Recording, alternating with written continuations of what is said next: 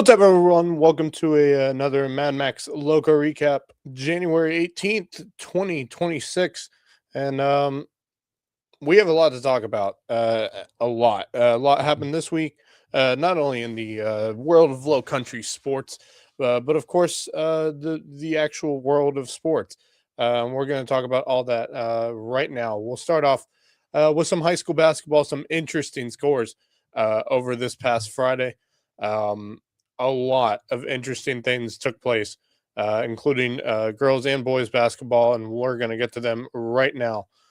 Starting with girls basketball scores, Bishop England gets the win over Bluffton 53-41. Bluffton put up a good fight, but just wasn't enough. Beaufort continues to roll. This girls' team is something special. After getting wins over Bishop England, who we all thought was the favorites in this region, it doesn't seem to be that way anymore. It looks like Beaufort might be the sole team out of this region, this 4A region, to be something special and possibly a deep run playoff team.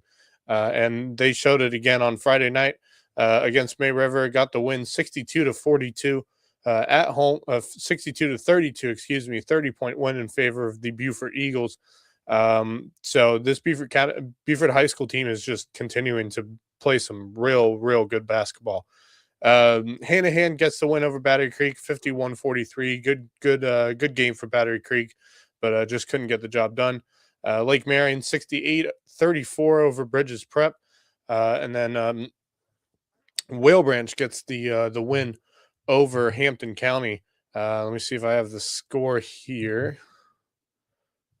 Hold on. I know I put it down in the banner below us. Let's check it out here.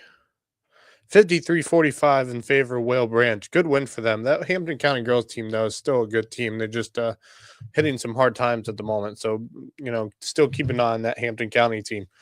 Hardyville gets the win over Royal Live Oaks. That's Hardyville's first win on the season. So congratulations to the Hardyville Hurricanes. Congrats to them.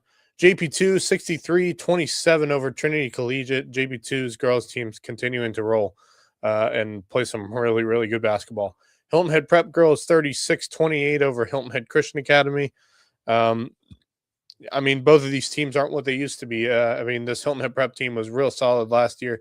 HACA used to be the dominant women's program in the area, but it's just a new day of women's sports. I don't have scores for North Charleston against Cross, although I will keep looking for them. And then Andrew Jackson at Holy Trinity. I don't have Andrew Jackson Academy, at Holy Trinity. Don't have a score there. Now, boys basketball. Bluffton gets the win over Bishop England, 63-48. Good win for the Bluffton Bobcats. Harry Skinner, Malcolm Gordon, and the rest of this crew playing some really good basketball right now. 9 wins in a row for them. Now, the shocker of the night. Beaufort boys basketball takes down May River 64-62. I have no idea what happened this week with May River. I am shocked with that score. And I think we're going to be talking about it just a bit more on Monday on the Lowco Sports Lowdown. And they definitely talked about it last night too. But, at halftime, Beaufort was up 43-24 over May River at half. This Beaufort boys team, if we look them up right now, they have not been the strongest team in basketball this season. And it's completely obvious. We all expected them to finish towards the bottom of the region, but, and for good reason, 2-11 on the year. Their 2 wins came to Swansea and May River. And they put up a good fight earlier this week against Bishop England, 60 in the 73-62 loss, and had a good game against Colleton County too, but still lost that one 50-44. But this May River team going into this past week was undefeated. They were undefeated. They lost to Hilton Head, and we thought it was going to be a good game between those two teams. I didn't expect Hilton Head to beat them, but they did, and it was a close game too. It was a 4-point game going into the last few seconds, and that was the first loss. And we were like, okay, they're going to get back on track against Beaufort because it's Beaufort. Beaufort has just not been a good team. Very young team, very inexperienced team. they got the job done. I mean, once we have our group chat with all of our guys giving us info on games and stuff like that. And Marcus Walsh at WHHI, of course, was at the game out in Beaufort on Ladies Island and texted us the halftime score. And hold on. Okay. Texted the halftime score, and I was shocked. And I think everyone else was shocked too, by what the halftime score was, a 43-24 lead in favor of Beaufort. We thought that was going to be the other way around. We thought May River was going to get out on a real strong start. But now they have 2 losses in region play. Their first 2 losses of the year. The thing for me is, what do they need to fix? I mean, this team is usually so good at just playing good basketball, and sometimes when they have a bad night, they have a bad night.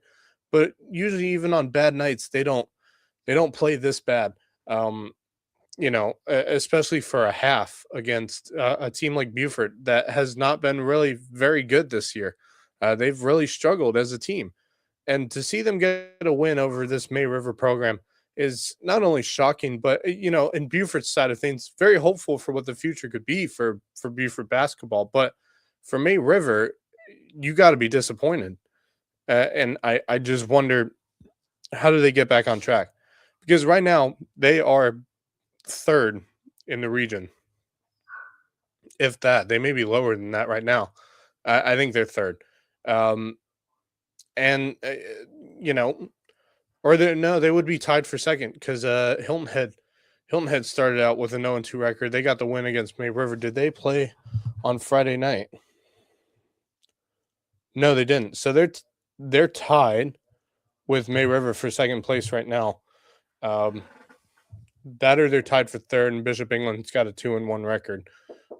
But we'll take a look at that in just a second. I will be right back. I have a text message that I have to handle, so give me 1 second.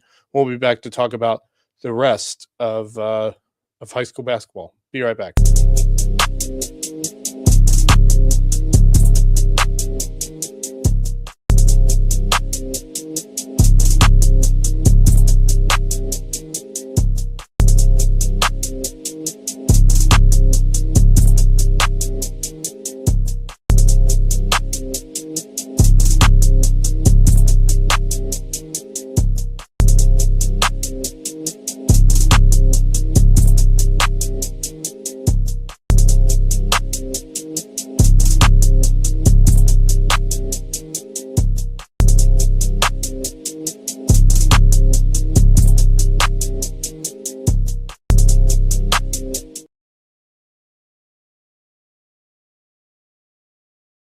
But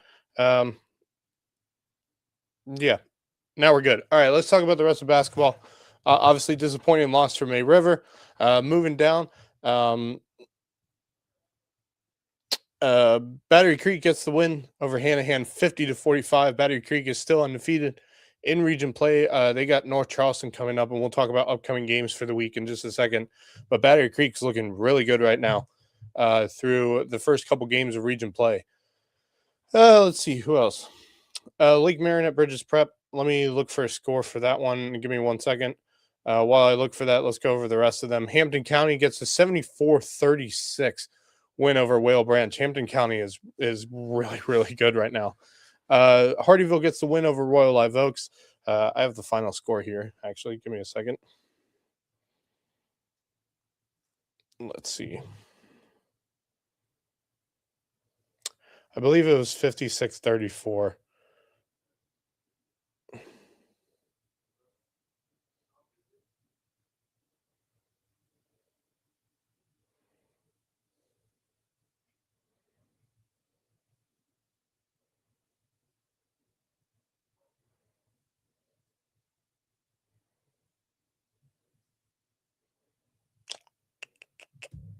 See if I got it here.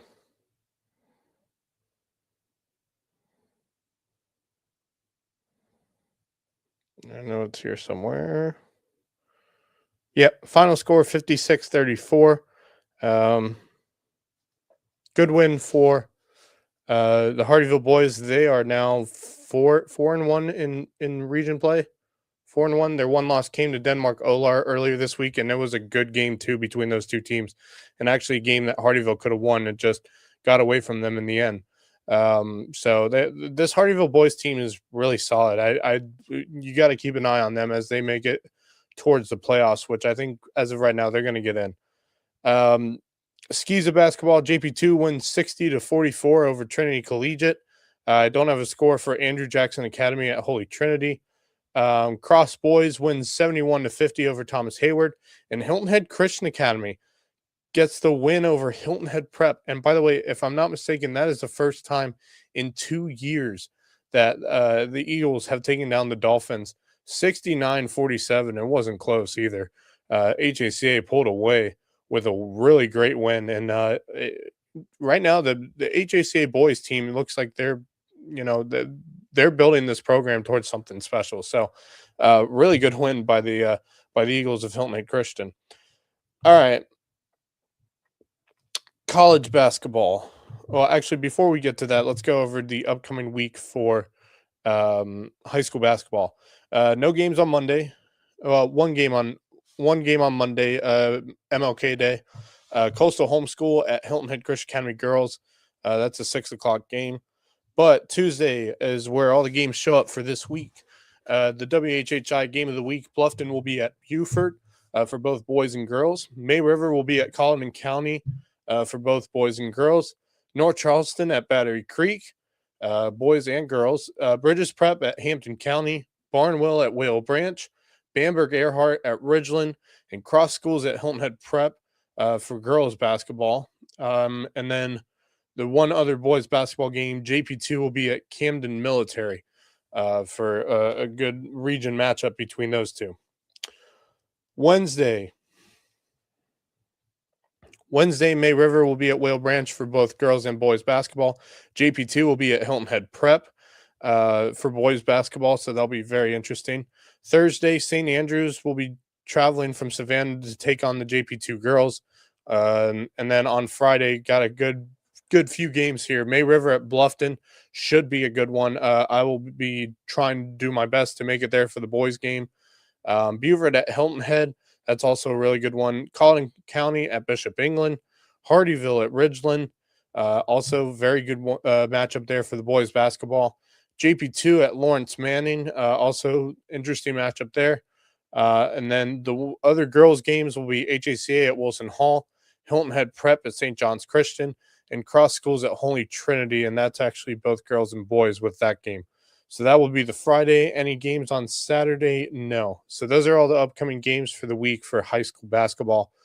We have a few good ones there, including that May River Bluffton game, round 2 of 3 rounds between the boys teams. Remember, last time these two went up against each other was an overtime thriller at the Battery Creek Classic Championship game. So it's going to be a lot of fun to watch these two teams go at it again on Friday at Bluffton. Any other really good games coming up this next week? Hardyville at Ridgeland, obviously, the boys teams. That should be a really good matchup. Any other ones that pop out? Bridges Prep at Hampton County. I think Hampton County will roll over them. Let's see here. Bamberg Earhart at Ridgeland. That should be a very interesting game. Anything else? May River at Colleton County. Right now, with how May River has played this week, that game at Colleton County might be yet another trap game for them, because Colleton County home games are, from what I've heard, pretty special and extremely exciting, and definitely a home advantage. So May River might have a trap game there. All right. Let's get into USCB basketball, because we have quite a lot of things to talk about that one with those two teams there. Let's talk about USCB men's and women's played on Wednesday against on the road at Georgia Southwestern in Americus, Georgia. Women's gets the 74-66 win. Impressive games from Tanaya Bowman, and Lydia Gattosi. Men's game, USCB hammers Georgia Southwestern, wins by 21 points, 95-74 over the Hurricanes of Georgia Southwestern. And then on Saturday, the big games took place. Sorry. North Georgia comes to town. North Georgia women's has been one of the top teams in the country over the last few years.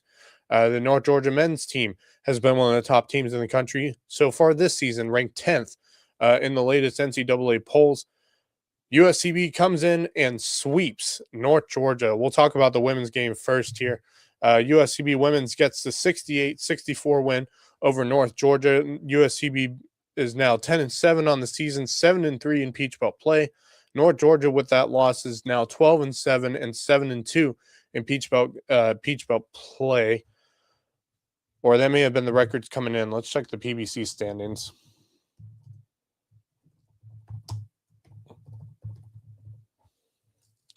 Here we go. All right, let's see here. Nope, that's the officials. So North Georgia is now 7-2, USCB 7-3. USCB is third in the women's basketball standings right now, and looking at a potential home game for the USCB women's team. North Georgia is 7-2 now, and as well as Columbus State. And by the way, USCB had a really close game against that Columbus State team, which is ranked 19th in the country right now. So really good win for them, and a really impressive win. And it gives USCB a chance to stay within half a game of first place, and that's a really great feeling if you're a USCB women's basketball fan as much as I am. So it's going to be really fun. Let's go over the stats real quick for that game. All right, here we go. Let's see. Tania Bowman, 35 minutes, 26 points, a steal, 6 rebounds. Janiah Hayward, 25 points, 1 steal, 1 assist, and 6 rebounds. Samantha Bardonaro, 7 points, 4 steals, 1 assist, and 2 rebounds. Lydia Gattosi only had 3 points, but also had 2 assists and 4 rebounds herself. I mean, God, Tania and Janiah were the duo of the day. I mean, Janiah Hayward, 10 of 16 from the field, 1 for 1 in 3-point field goals, 4 of 6 from the free throw line. You know, Tania Bowman, 8 of 13 from the field, 10 of 10 from the free throw line. That makes a whole difference right there. And so it just, what a game from the team as a whole. I mean, pretty much all these players got playing time in this game, and that's one of the things I like about the way Sharon Versup runs this team, is that everybody's getting playing time. It keeps everyone fresh and healthy. You know, it's a really good basketball team right now. As a team, 45.3% field goal percentage, 3-point percentage right around 33%, and then free throw percentage is the key marker in this one. 81%, 18 of 22 from the free throw line. That is fantastic for USCB. Just a really great game for this USCB women's basketball team, and you know, keeps them sitting in a really good spot right now for what's to come for them. And we'll talk about what's their upcoming schedule in just a second. Now, the men's team coming in, playing North Georgia, the number 10 team in the country. And USCB, it came down to the wire again at home. Shocking.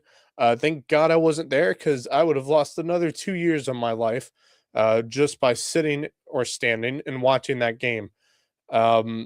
But USCB gets the job done and gets the sweep of North Georgia, 77-75 in favor of the Sand Sharks. And boy, what a game it was for these players. Dominic Eason, 18 points, 1 block, 2 assists, 3 rebounds. Great game for him. 6 of 7 from the field, 2 of 3 from the 3-point line, and 4 for 4 from the free throw line. So really good game by Dominic Eason. Dylan Lewis had 11 points, 3 steals, 2 assists, and 4 turnovers. Really good game for Dylan Lewis. Evan Kilminster doing Evan Kilminster things again. 9 points, 6 assists, 2 rebounds. Just a good game from him. Kevon Price was back in the lineup today. Lineup yesterday, I should say. 3 points, 1 block, 1 rebound. I mean, it's great to have him back on the court. We missed seeing Kevon Price out on the court for the Sand Sharks team, but he's back. Nolan Paladuco had 2 points. 2 points for the team. Let's see. Ismail Rashid had 10 points, a steal, an assist, and 3 rebounds. Great game for him. Shea Champagne had 7 points, 3 assists, 1 rebound. Great game for him. And Hudson Norton seems to be back on track. 7 points, 3 steals, an assist, and a rebound as well. Seth Cullen had 5 points.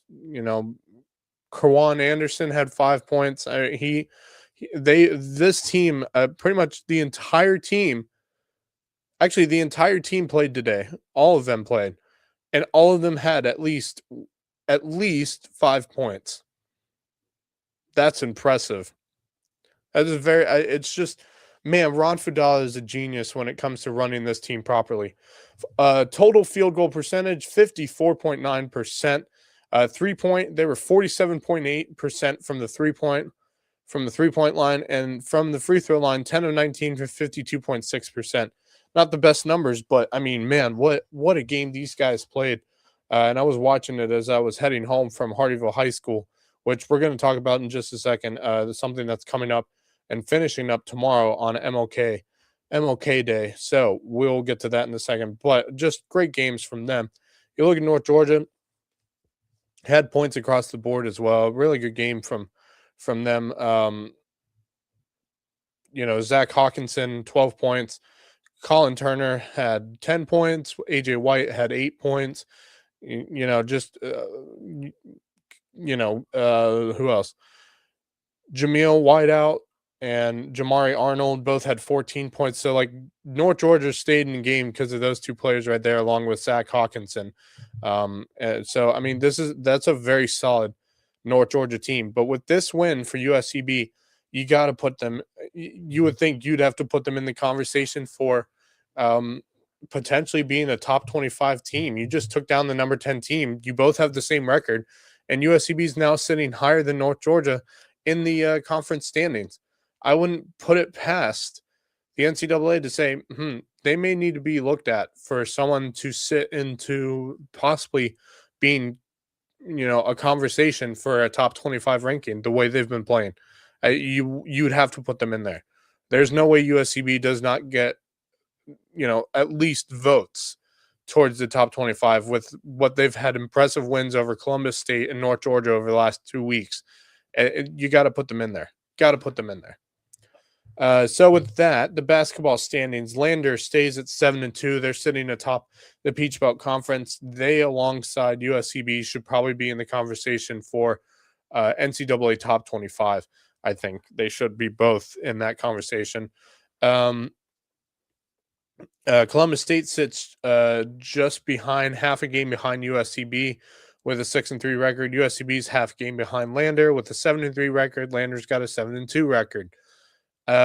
North Georgia's also got a 6-3 record now with that loss, that's Georgia College with a 6-3 record. North Georgia has a 5-4 record, and then down the list goes Georgia Southwestern, Flagler, USC Aiken with a 4-5 record, and Middle Georgia with a 3-6 record. They've been impressive this year, and then Augusta and Clayton State sit at the bottom.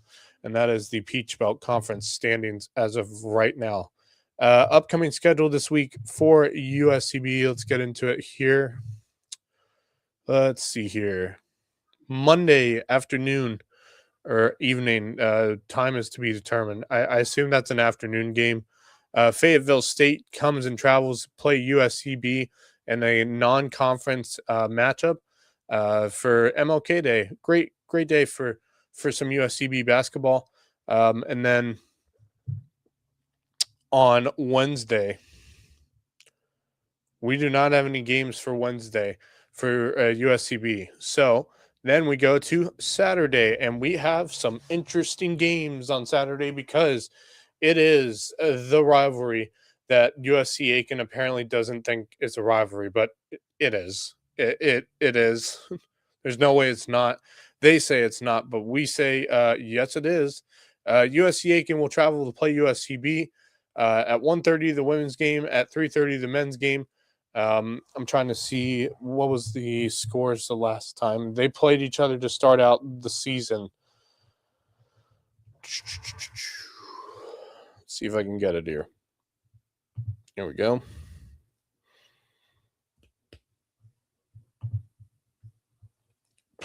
Pumped. Da-da-da. Sorry. My Wi-Fi decides it wants to be a pain in the butt today. There we go. All right, women's. Let's see here. So they do not have a game until Saturday, so they get some time off. Last time those two teams played, USCB got the win on the road at the Convocation Center at USC Aiken. 72-64 was the win for the women's team. Men's team, unfortunately, did not get the win over USC Aiken. It was down to the wire between these two teams, but USC Aiken gets the 74-73 win the last time around back in December 3rd. So we are looking, very solidly for some revenge from the men's team, and the women's team obviously is going to want to try to sweep their conference, their series, the series they have this year over USC Aiken. USCB looking to get the revenge win over USC Aiken, and then the following Wednesday, the 28th, 10 days out, USCB will be on the road at Augusta, and it should be some fun times over in Augusta, and then of course at the Cove this next Saturday between USC Aiken and USCB. So that is the USCB scores. We're going to take a break here real quick. When we come back, we'll be talking about some college football. Of course, the national championships coming up tomorrow. Man, it's tomorrow. We'll be talking about the national championship game between Indiana and Miami when we come back, as well as currently NFL games, the divisional round going on right now. And we're going to be talking about the interesting ending to the Denver-Buffalo game. We don't really need to talk about the Seattle Seahawks, do we? I mean, come on. It was kind of a blowout.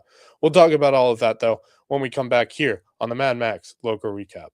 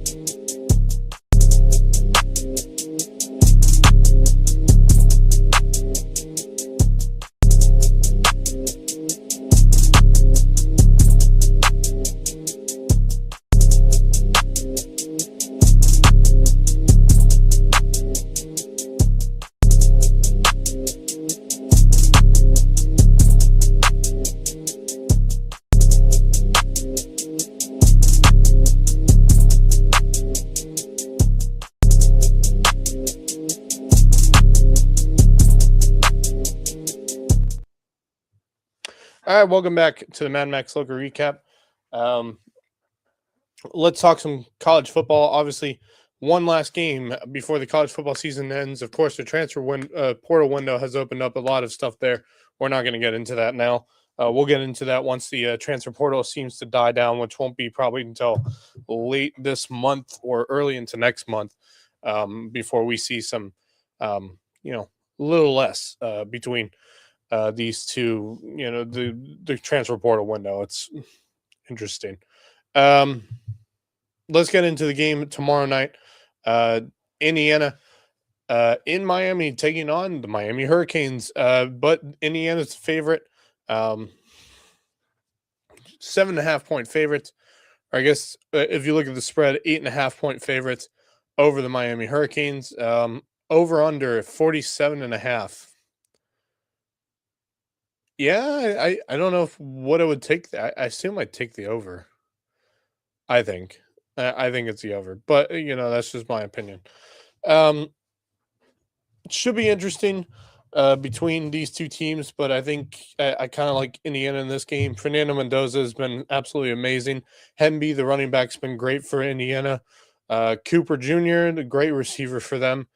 And then on the other side, of course, you got Carson Beck, Fletcher Jr., the running back, Malik Toney, who is a fantastic player at receiver. Absolutely love that guy. It's going to be interesting to see how these two stack up. You look at the last 5 games for both these teams. Obviously, Miami with the win over Ole Miss, got the win against Ohio State, Texas A&M, and then the 2 games before that, of course, were Pittsburgh and Virginia Tech, where they easily got the wins there. Indiana, their last games, a little more interesting, of course. Beating Oregon, Alabama, Ohio State, and then they beat Purdue and Wisconsin pretty easily to go and head towards the Big Ten championship game and, of course, the college football playoffs. So it's going to be very interesting at Hard Rock Stadium in Miami Gardens. I'm wondering if we think, obviously home field advantage is going to be a key in this one for Miami. You got to think a lot of Miami fans are going to show up here and do the best that they can to make it an advantage towards, of course, the Hurricanes. But in the back of your mind, you're just saying, I just can't get past that Indiana football team. And for me, the biggest issue I have is that I want to see Miami make this a good ball game. But on the other end of it, I just think Indiana's got maybe a little too much for Miami to handle. But I would say this: Miami's taking down some really tough teams. I mean, you take down Texas A&M at Kyle Field, and I've said this before: Texas A&M football games, some of the most underrated atmospheres, if not the most underrated atmosphere in college football. People forget how loud that place can be, especially during a playoff game. You get a good win there. Then you take down, probably outside of Indiana, one of the championship favorites in Ohio State, and you controlled that game the entire way. You get a 24-14 win over Ohio State. Then you play an Ole Miss team that looked like they were going to give you a fight, and they did really give Miami a fight. Miami got the win in the last minute of the game to give a 31-27 victory for the Hurricanes to go to the national championship game. Meanwhile, Indiana, their last 3 games, you have Ohio State, that 13-10 win over Ohio State at the Big Ten championship game, one of their closest games all year. And then you absolutely annihilate Alabama and Oregon in back-to-back weeks. The way this Indiana team's playing, good luck stopping them. Good luck stopping them. They're a tough team. They're good. They're well coached, clearly. I mean, Kirk Cignetti is the best coach in college football right now. There's no doubt in my mind there. There's no one better.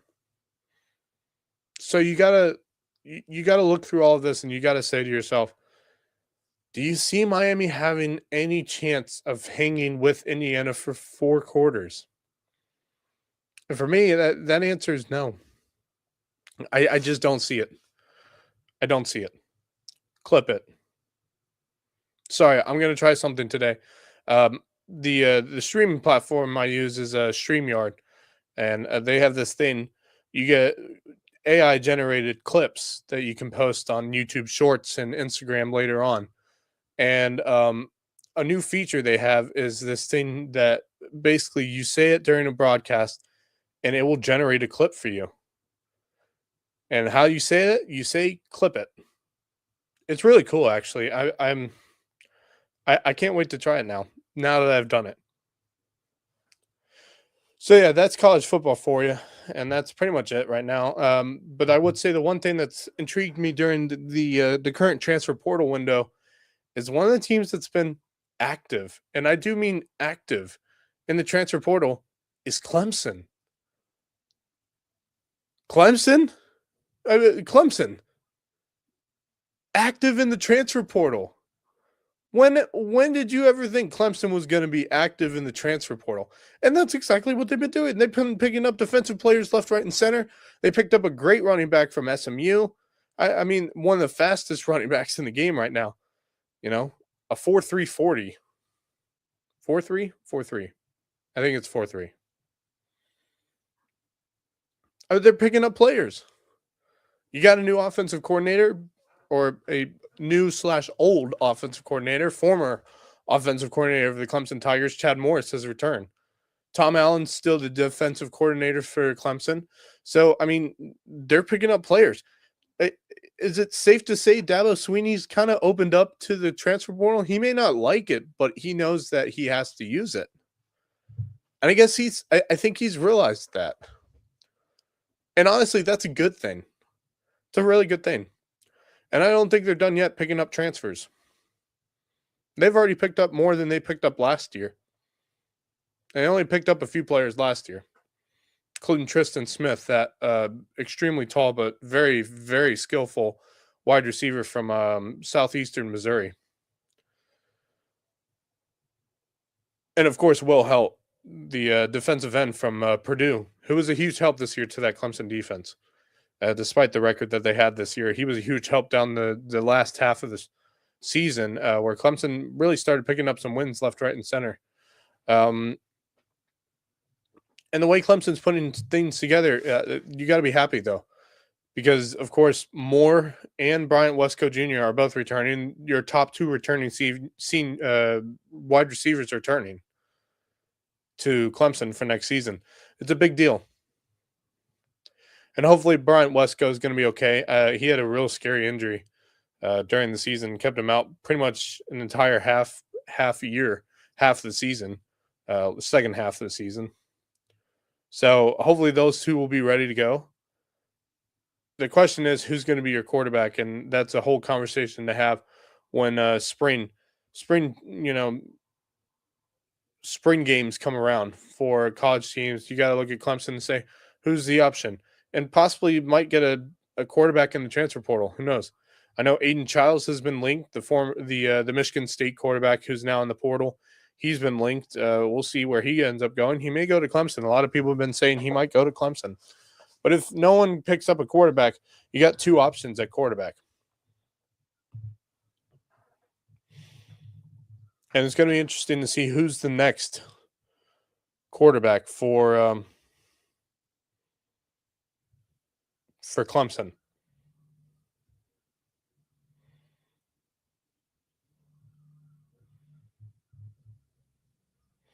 I did see they picked up did pick up a quarterback. Did they?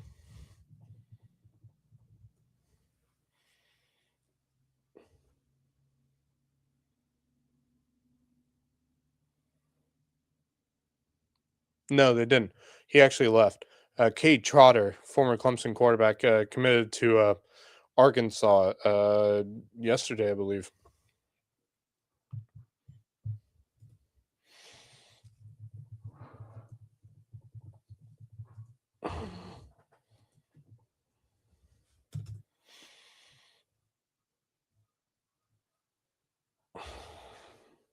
You got Vizena. which will be an interesting one. He'll be a senior next year. Vizina, excuse me.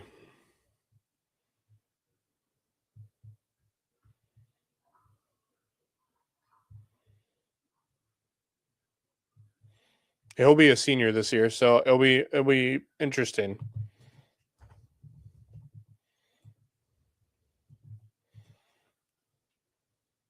Then you got Chris Denson, who is a freshman this year. He'll be a sophomore this next season. That or he was redshirted possibly, so he might be a freshman next year. I've seen him play a few games this season, and honestly, I want him as the next quarterback. I like Vizina, but I like what Chris Denson can do. A dual threat quarterback, electric dual threat quarterback with a great arm, and he's, I think, one of the fastest quarterbacks Clemson's ever had. I'd start him, but hey, who knows? All right, moving on. NFL playoff games currently going on right now. Let's get the scores here. Obviously, the Patriots are up 7-3 over the Texans right now. They're still in the first quarter. Later tonight will be the final divisional game, I believe. Is that the last one? Yes, it is. Rams will be in Soldier Field, Chicago, Illinois, to take on the Bears. Should be a great game between those two. LA's favored at 3.5, but I wouldn't put it past the Bears to get a win here. They're a really good team. Really, really good team.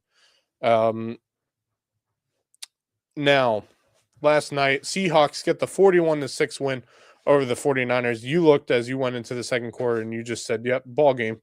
17 points in the first quarter for the Seahawks. 17, including the very first play of the game, a 95-yard kickoff return to give them a 7-0 lead, and it went all downhill from there for the 49ers. I mean, the Seahawks scored at least a touchdown in every quarter. 17, 7, 10, and 7 through those 4 quarters. They were just rolling. Absolutely rolling. Look at the box score here. Sam Darnold, 12 of 17 for 124 yards, 1 touchdown. Not the best night for him, but he didn't do terrible. Brock Purdy, 15 of 27, 140 yards, 1 interception, so he didn't do great. Mac Jones came in. He was 2 of 4 for 4 yards. Just not a good night for San Francisco in terms of passing. The player of the game had to have been Kenneth Walker. 19 carries, 116 yards, and 3 touchdowns. Three touchdowns. Rashid Shaheed, 2 carries, 27 yards. Really, really good game. Zach Charbonnet had 5 carries, 20 yards. They ran the football down the throat of, San Francisco. Cooper Kupp had 5 receptions for 60 yards. Kenneth Walker, 3 receptions for 29 yards. So on top of the 3 rushing touchdowns and 116 rushing yards, he had 29 passing yards as well. Jackson Smith and Jigma had 3 receptions, 19 yards, had a pass, caught for a touchdown. A really good game by the Seattle team. They're super dangerous. They might be the favorites right now for the NFC. People like the Rams, but God, the NFC West was stacked this year. Stacked, absolutely stacked. Then the game that the Bills will remember in the worst of ways forever. The Buffalo Bills lose in overtime, 33-30 to the Denver Broncos. And I can honestly say right now, I'm kind of on Justin's side after this game. I want the Denver Broncos to lose next week in the AFC Championship game because I so wanted to see the Bills get past these Broncos on the road. And honestly, they should have. They should have. Buffalo had... let's just put it this way. The refs screwed them. The refs screwed him. Everybody knows it. They screwed him. That play with I can't remember who was catching the ball. But that play that became an interception in overtime, thrown by Josh Allen, was just it was a catch. It was not an interception. It was a catch. The dude had possession going down to the ground. When he hit the ground, he still had the ball. And the Bronco defender ripped it out after he had landed on the ground with the ball, and they called it an interception. But here's the thing that pisses me off the most. You didn't replay it? You didn't go to the review system? Why? Why? It's allowed in overtime if something controversial happens.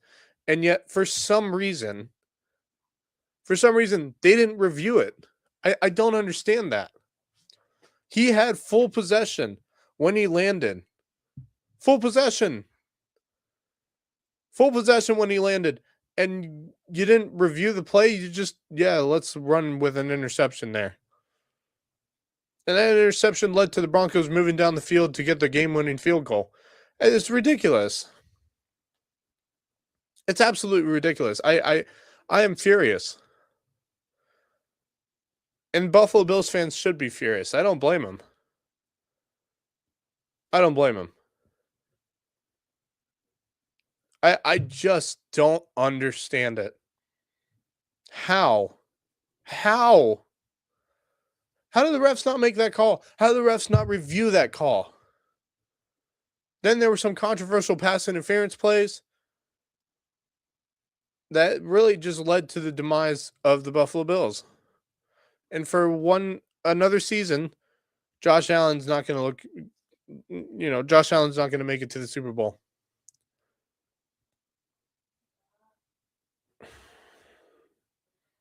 That's disappointing. It's just disappointing. Clip it.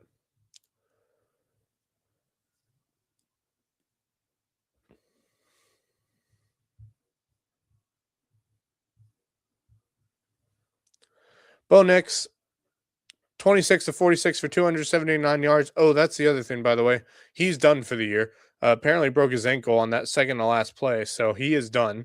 Threw 3 touchdowns, threw an interception as well. He had a good night. Josh Allen, 25 of 39 for 283 yards, 3 touchdowns, 2 interceptions, one of them that shouldn't have been an interception, but it was. The one thing I can say on Denver's behalf is that defense was rocking. They were rocking. They were playing some good football. Sacked Josh Allen 3 times for a loss of 17 yards. Just really good, really good defense by Denver. James Cook, 24 carries for 117 yards. Josh Allen had 66 rushing yards himself. Bo Nix had 29 rushing yards and was actually the most rushing yards on the team. You had Jaleel McLaughlin had 21 rushing yards. RJ Harvey, 20 rushing yards. Not much there for Denver. Then you had, Dalton Kincaid had 6 receptions for 83 yards, had a touchdown. Keon Coleman had a touchdown, as well as Miko Harden Jr. had a touchdown. I mean, just it's frustrating. It's got to be frustrating for the Buffalo Bills. You should have won that game, and I think they were going to win that game had it not been for the refs screwing everything up. Marvin Mims Jr. had a great night for Denver in receiving, 8 receptions, 93 yards, and a touchdown. Cortland Sutton, four receptions, 53 yards. He had a decent night. Lil Jordan Humphrey had 2 receptions, 33 yards, and a touchdown. Frank Crum had a reception for 7 yards, which was a touchdown. Just good game by them. Josh Allen had 3 fumbles, by the way, and that was one of the key factors. Had he not had those fumbles, we may have been looking at a different game here, because he lost 2 of those 3 fumbles. Bo Nix had a fumble himself, but he didn't lose the football. He recovered it. James Cook had a fumble. They were being a little careless with the football, I'm going to be honest. But that Denver defense is just really solid. But still, they screwed him over. It's funny. I was looking at some of the comments after the game had happened. Of course, I was at Giuseppe's out in Bluffton, watching the game with some other Buffalo Bills fans that were in the building, a couple Denver Bronco fans in there as well. And I think they were just as furious as I was, if not more furious, at how that game was just refereed. It was just terrible. How it was officiated was absolutely horrible in that overtime. Just, I mean, they fumbled the bag, majorly fumbled the bag. And I was looking at comments on social media after the game, and one of them said, "Great win, refs. Really fought hard for that one."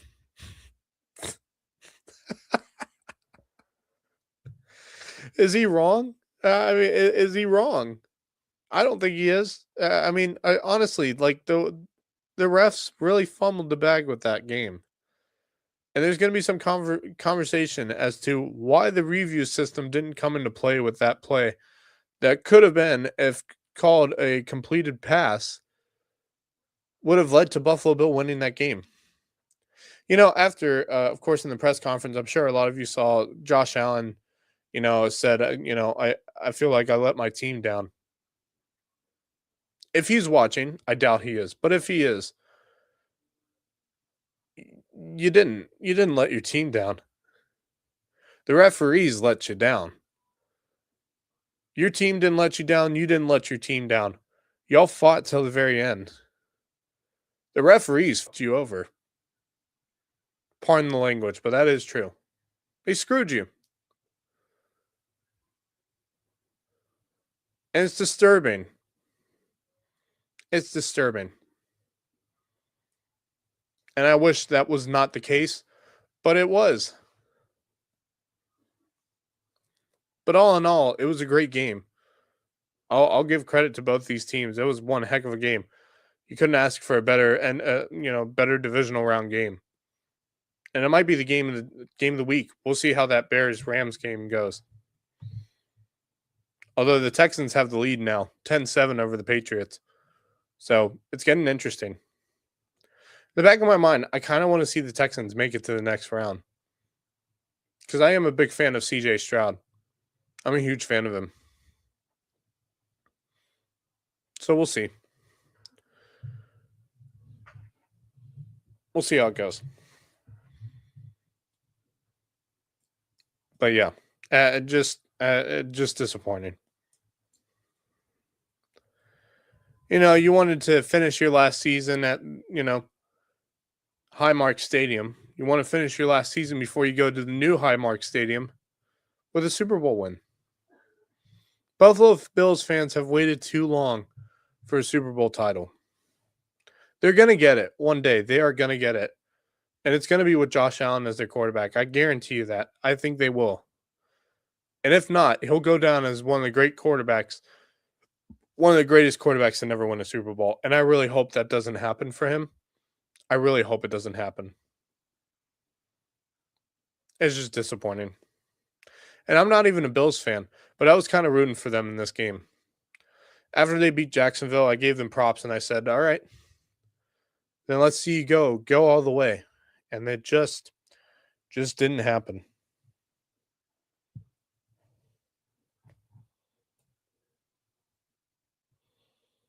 It's unfortunate. All right, let's wrap it up here. Coming up tomorrow, obviously it's Martin Luther King Day, so obviously big celebration. I'm a huge fan of Martin Luther King Jr. And the work that he did for the country and for African American civil rights, and it's just it's a very special day for a lot of people, not just across the country, but generally here in our area. Beaufort County, Jasper County, Colleton County, Hampton County, all the African American population here, knows how special of a day it is to celebrate the great Dr. Martin Luther King Jr. So, obviously, happy MLK Day to everyone. But I get to go be a PA announcer for some basketball games, some JV basketball games at the Hardyville Martin Luther King, the Hardyville MLK tournament, JV basketball tournament. Got a bunch of teams from the area: Barringburg, Earhart, Battery Creek, May River, Hilton Head. All their JV and freshman teams are here. Obviously, Hardyville, Ridgeland's in the building as well. So we're gonna have a lot of fun tomorrow for the second and final day of the Martin Luther King Classic. I guess we could call it the Hardyville MLK Classic between some of the top JV basketball teams in the area, and it's going to be a lot of fun. So if you're bored tomorrow because you're not working for whatever reason, come on and come watch some JV basketball. It'll be a lot of fun. Coming up on the Lowco Media Network, the One Lowco Hoops Happy Hour will be back on, hopefully. I think with, of course, Matthew Fisher-Davis and Robbie Benson alongside Justin Jarrett. And then, of course, tonight, the Lowco Grind with Justin Jarrett and some of the top names in wrestling from around the area, including Mr. George Dixon, who, if you didn't watch their episode from last week, I highly suggest you go watch it because there's some real fun moments in there with, of course, the great George Dixon. So, he's probably going to be back on tonight, possibly. So stay tuned for those shows, and then we will see you back here, hopefully, possibly Monday night. If not Monday night, it'll be Tuesday night after all the basketball games on Tuesday for the Lowco Sports Lowdown with, of course, myself, Justin Jarrett, Wes Kerr, and Marcus Walsh. And then whoever decides to come and hop on as guest for us. And we'll see who that guest will be come this next week. So I want to thank everyone for watching. Thank you, viewers, for continuing to support. Thank you to the Lowco Sports sponsors for the Lowco Sports Lowdown. But speaking of sponsors, before we go, I want to say I am looking for sponsors for this show. Someone to, be a great sponsor for the show. And I got to make money where I can, and this is one way of doing it. So for any of you who would like to sponsor me and help me continue to cover the Lowcountry sports scene, please feel free to call me. Or contact me, and you can contact me through Justin Jarrett and talk about sponsoring this show for the rest of the year. So that's going to do it for us, I think. Yeah, there's nothing else to talk about. That's going to do it for us. I want to thank everyone. Thank the sponsors for continuing to help Lowco Sports go and grow, but I would love to have Lowco Sports sponsors come and support this show here, the Mad Max Lowco Recap, which has become a weekly thing, and I'm very excited that it's become a weekly thing. And my dogs are barking a storm now outside. Someone probably came to the front door, which means it's time for me to go. So I want to thank everyone for watching, and we'll see you next time. Stay tuned for the Lowco Hoops Happy Hour and the Lowco Grind. And then the Lowco Sports Lowdown on possibly Monday or Tuesday night. So I will see everyone then. Thank you guys for watching. This has been the Mad Max Lowco Recap. And until next time, go Lowco.